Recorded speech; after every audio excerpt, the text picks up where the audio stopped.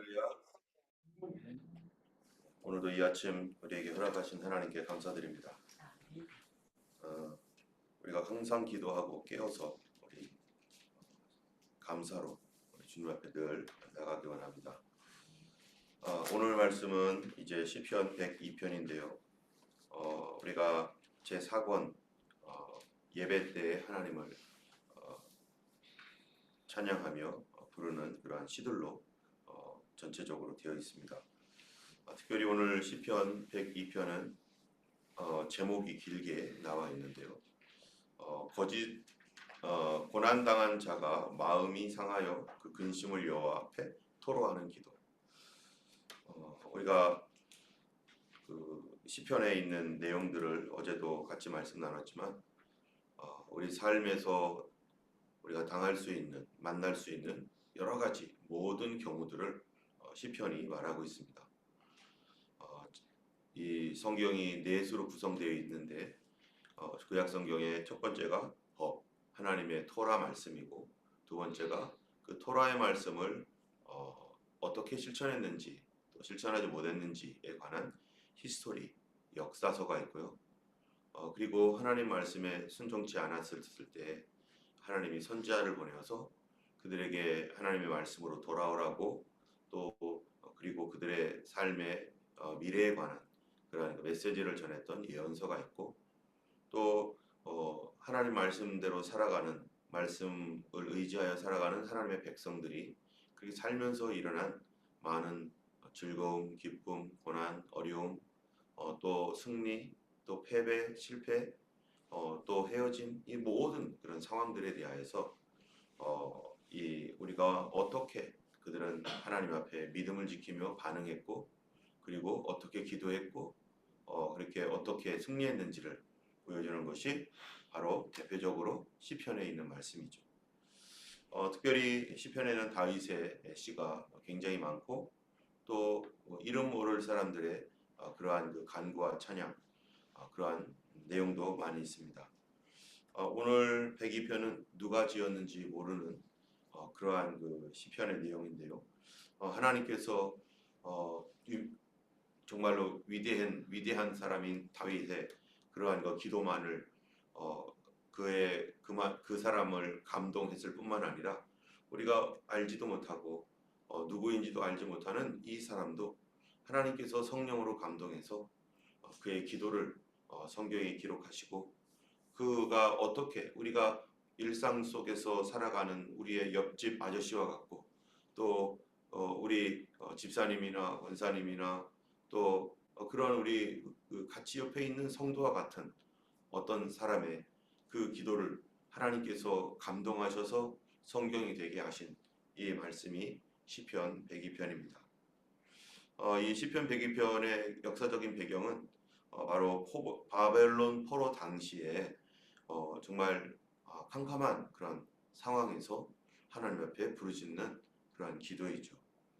이 사람은 바벨론 포로로 끌려갔든지 아니면은 그곳에서 태어나서 자라서 이제 다시 자기의 고국이었던 부모님의 고국인 그 땅으로 돌아가기를 바라고 있는 믿음의 사람인지 정확히 알지 못하죠. 바벨론 포로가 70년이었기 때문에 다니엘 같은 경우에는 10대 때 다니엘이 포로로 끌려갔었으면은 70년이 지난 뒤에는 80세가 훨씬 넘은 그런 사람이 되기 때문에 아마 느헤미야라든지 또 이런 에스라 이런 분들은 다니엘 포로 이후에 태어나서 그곳이 자기 고향이었고 그렇게 살던 그런 사람입니다. 그렇지만은 비록 자기가 태어난 곳이 이방 땅일지라도 자기의 고향은 어디인 거예요?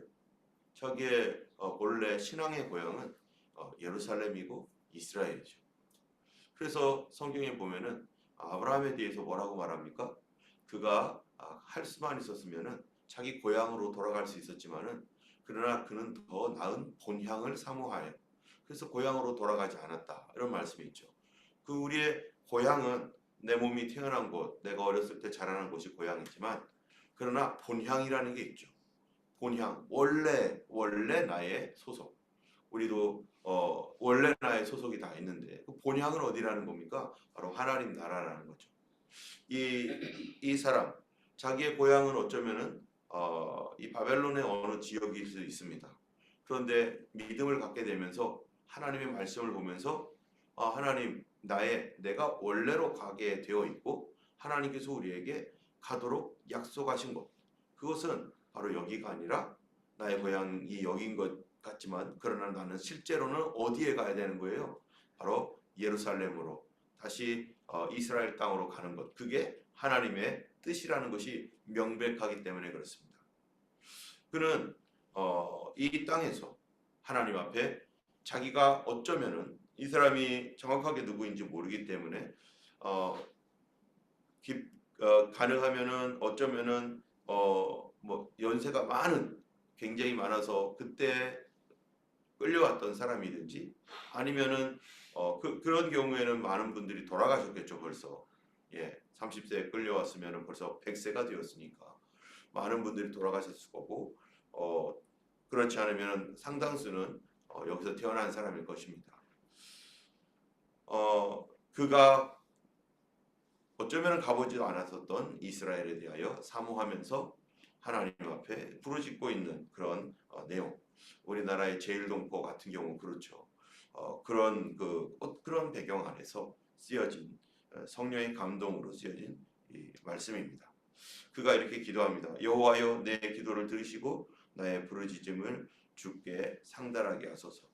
지금 1절부터 11절까지는 바벨론 포로 생활에서 살아가는 그 삶에 대한 괴로움, 또 주변에 있는 그 바벨론 사람들 또는 주변에 많은 이민족들이나 이런 사람들이 유대인들 여기까지 끌려온 이 사람들을 학대하거나 또 괴롭히거나 뭐 그렇게 하는 너희는 뭐 다른 민족이다, 열등한 민족이다, 뭐 이러면서 여러 가지로 비방하는 그러한 것들을 하나님 앞에 현실을 얘기하고 있습니다.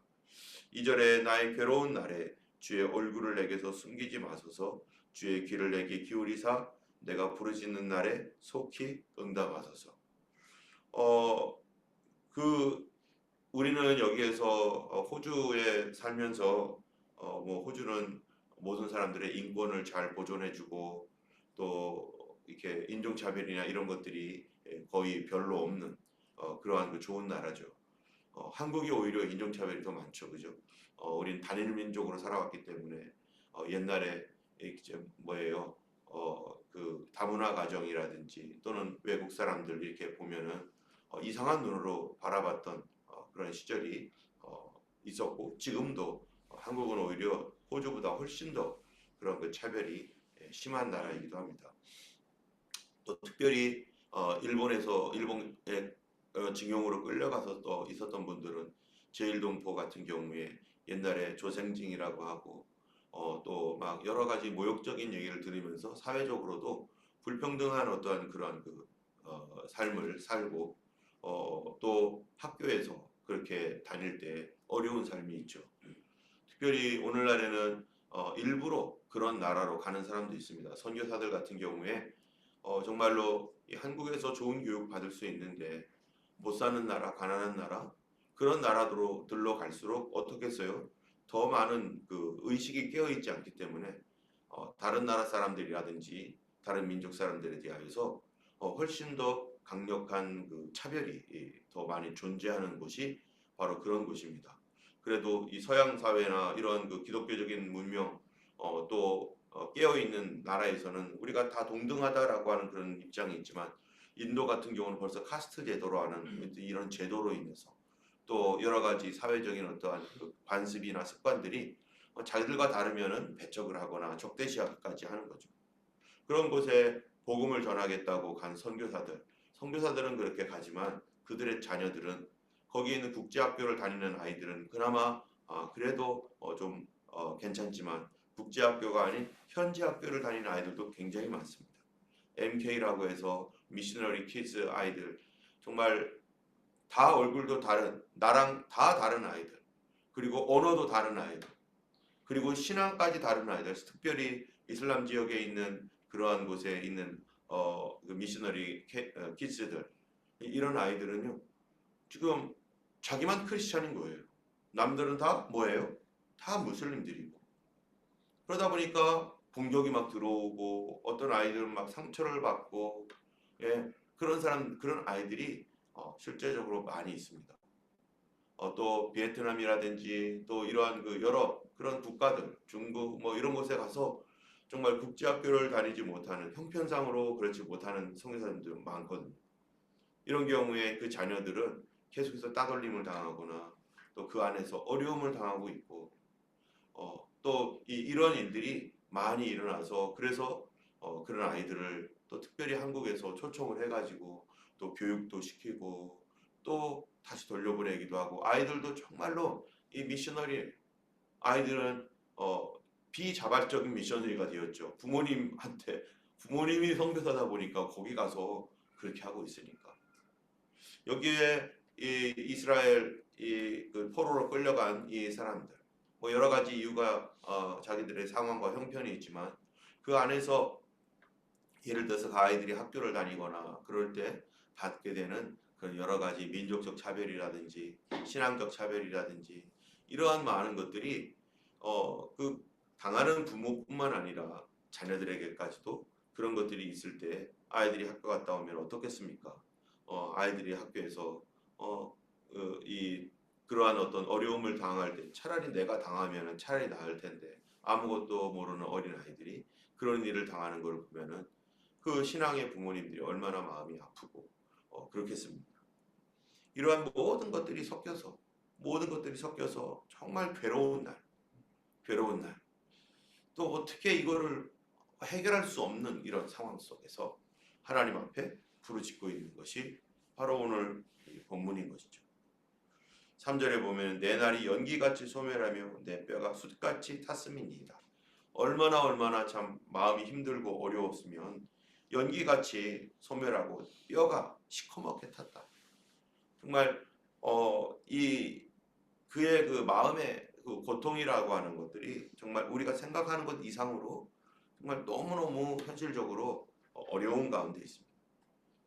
우리가 성도들 가운데 예수님을 믿으면서 정말 이러한 그 연기 같고 숯같이 타들어가는 그러한 그 상황 속에 있는 성도들, 여러분, 이럴 때 우리는 어떻게 할 것인가?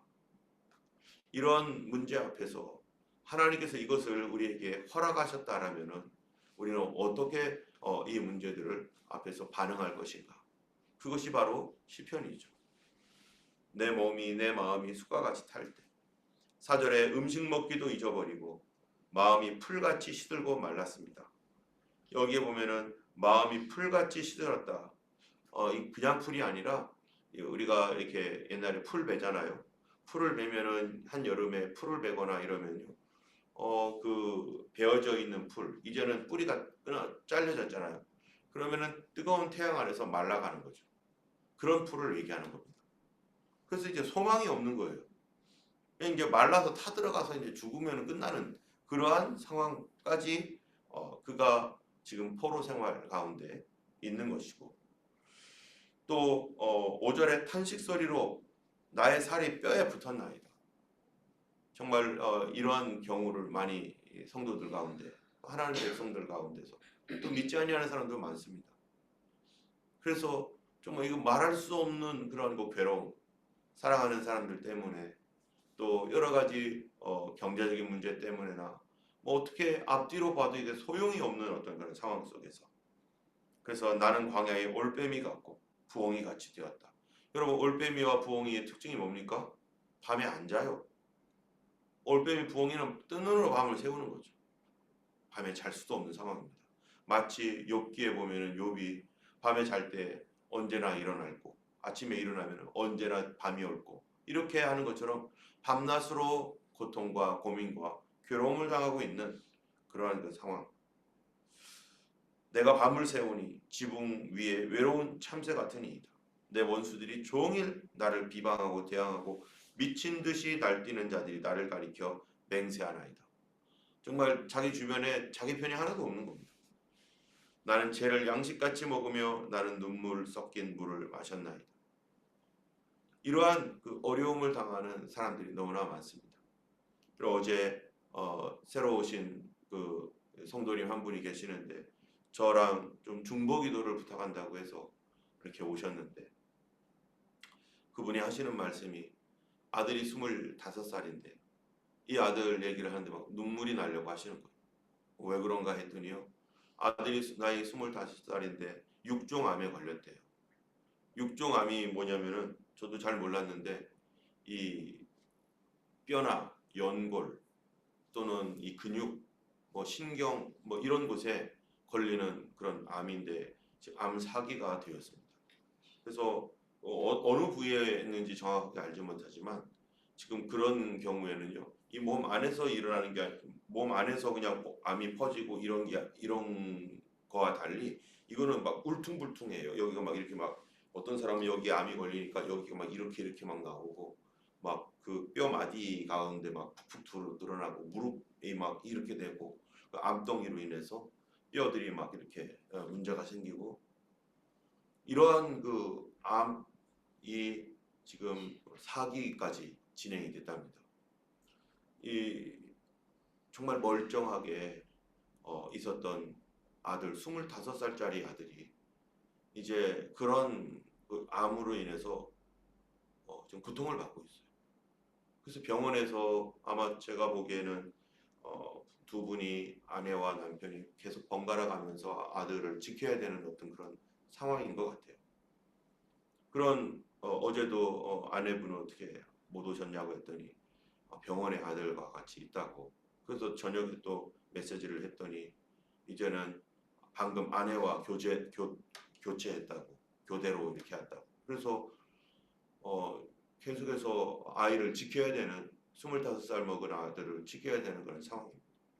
교회를 옛날에 다녔다가 어떤 그 교회 어떤 어려운 문제 때문에 교회가 시끌시끌 해가지고 정말 마음의 상처를 받고 그렇게 해서 교회를 지금 중단했는데 그때 또 코비드가 와가지고 교회도 못 가고 있는 가운데 아들이 이렇게 되니까 예전에 하나님 앞에 나왔던 그것 마음을 가지고 다시 하나님 앞에 다시 나왔어요.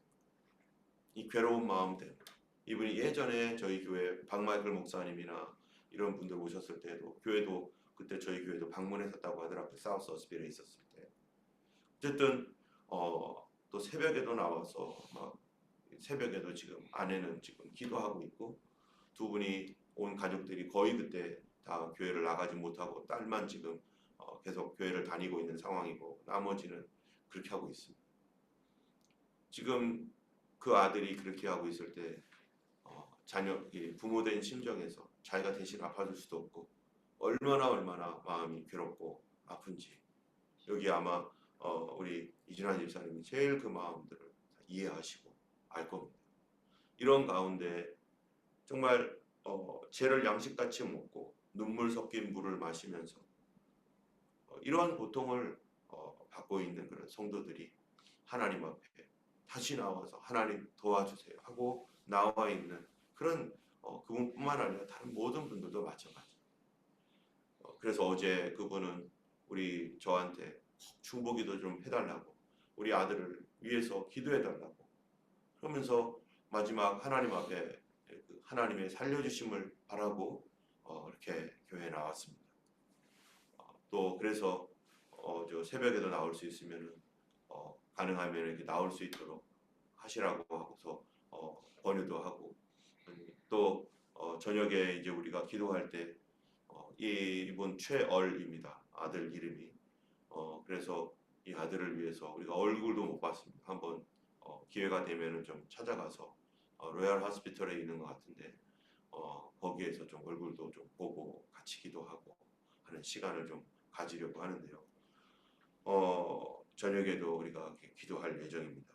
여러분 같이 이 아들을 위해서 기도해 주시면 좋겠습니다. 우리 하나님께서 살아계신 하나님이시고 우리가 이미 하나님께서 우리 생명을 보존하시고 지켜주셨던 그러한 것들을 우리가 직접 체험하고 또 하나님 말씀을 통해서 우리가 알고 있습니다. 이번에도 이 가정을 구원해 주시도록 우리가 정말 간절히 기도하기를 원합니다.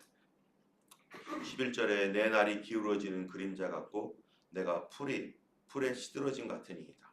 날이 기울어지는 그림자다. 이게 뭐겠어요? 황혼이 되면은 그림자가 계속해서 길어지다가 어떻게 됩니까? 해가 딱 넘어가면은 어둠 속으로 다 사라져 버리는 거죠. 그 그림자마저도. 이와 같이 이제 죽을 날만 기다리고 있는 그러한 그 상황 가운데 있습니다. 여러분, 이렇게 하고 끝나면 인생이 뭡니까? 그런데 기도가 여기서 끝나는 게 아니에요.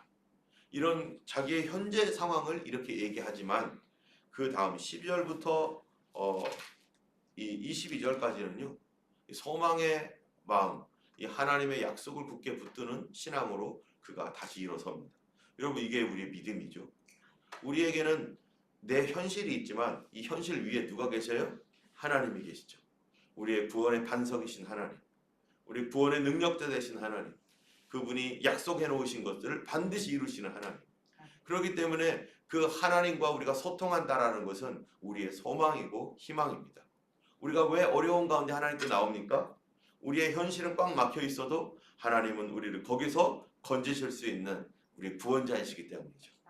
그가 뭐라고 말하는가? 12절에 여호와여 주는 영원히 계시고 주에 대한 기억은 대대에 이르리이다. 지금 이 바벨론에 가서 포로로 끌려간 사람들, 이들이 거기서 신앙을 잃어버리고 사라지면요, 하나님에 대한 기억조차 없을 겁니다.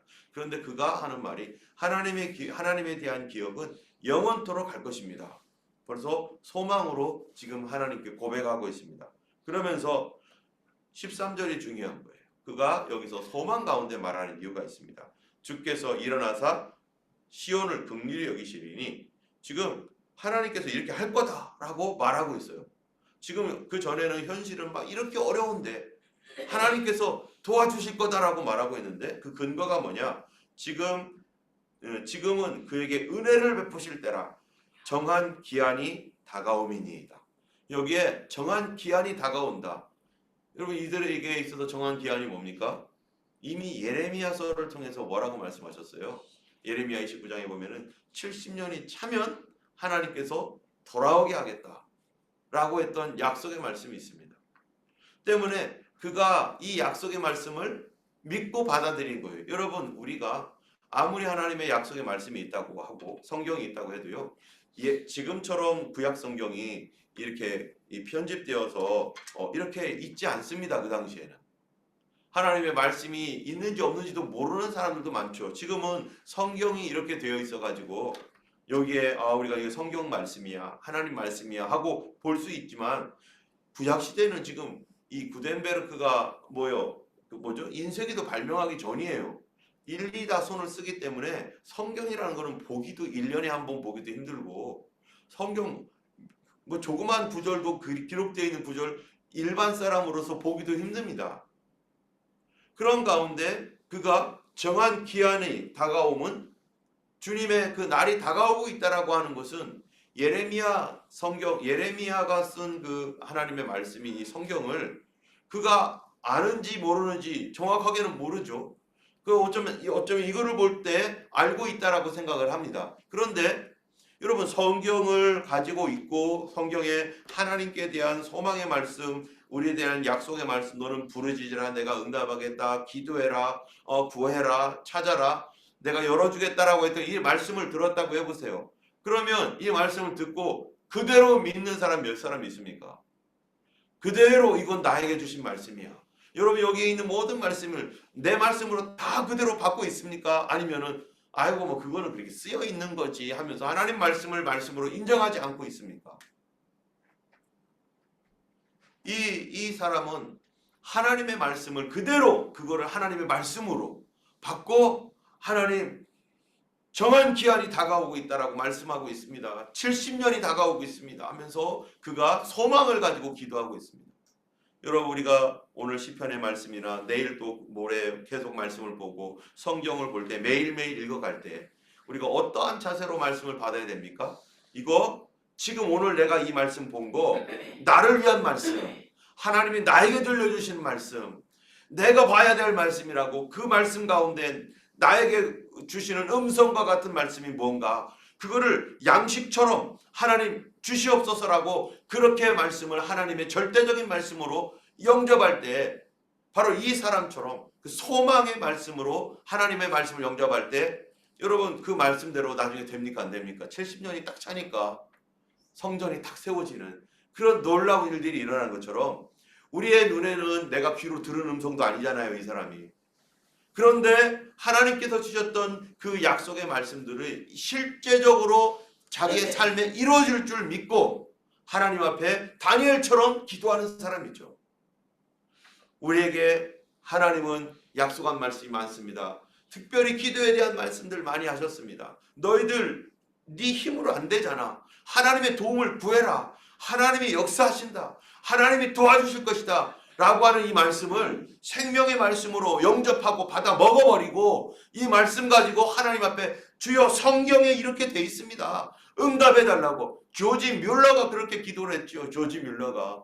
정말로 수많은 고아들을 처음에 아이들을 고아원을 시작할 때도 페이스 미션으로 시작했습니다. 내가 절대로 사람에게 손 벌리지 아니하리라. 왜? 성경에 하나님이 공급해주고 하나님이 고아와 과거의 아버지라고 했으니까 이 말씀에 감동받아서 시작을 했고 그가 어려울 때마다 이 사람 저 사람 찾아가는 게 아니라 하나님 앞에 엎드려 기도하기 시작했어요. 엎드려 기도할 때 하나님께서 많은 사람들이 후원자들이 막 계속해서 먹을 거를 공급해주고 막 어느 날은 정말로 음식이 다 떨어져가지고 막 아무것도 없을 때 공장에서 어떤 공장에 빵 공장에 불이 났는데 그 빵 공장 사장에게 갑자기 생각나기를 어차피 이 빵 버릴 거 차라리 거기 갖다 주자 해가지고 그날 배고파가지고 일용할 양식을 구하고 있는 아이들에게 그 빵들이 샥 공급되어지고 엄청난 그 조지 뮬러가 그 사역을 하는 기간 동안에 그가 엄청난 많은 후원들이 이 사람들이 상상할 수 없을 정도로 엄청난 후원들이 왔는데 다 누가 공급해 준 거예요. 그가 여기저기 쫓아다니면서 비즈니스하고 사업하고 뭐 네트워크 만들어서 그런 게 아니라 오직 하나님 앞에 기도로. 그래서 그 책이 나왔잖아요. 5만 번의 기도 응답을 받았다라는 거. 그가 신뢰한 건 뭡니까? 구하라 주실 것이다. 찾으면 찾을 것이고 문을 두드리는 자에게 열릴 것이다. 하나님 앞에 구하여서 하나님의 도움을 받아서 이 모든 것들을 얻었습니다. 여러분 우리 인생 가운데 내가 지나온 과거를 보면서 나는 하나님 앞에서 어떤 응답을 받았는지 그리고 어떤 거는 내 마음대로 했는지